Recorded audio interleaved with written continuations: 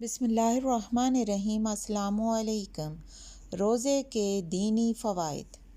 اس مبارک مہینے میں بندے کو اللہ کے قریب ہونے کا موقع ملتا ہے۔ اللہ تعالیٰ کی اپنے بندے پر خاص رحمتیں نازل ہوتی ہیں۔ گناہوں سے معافی کا بہترین موقع ملتا ہے جس میں بندہ اپنے رب کو راضی کرتا ہے۔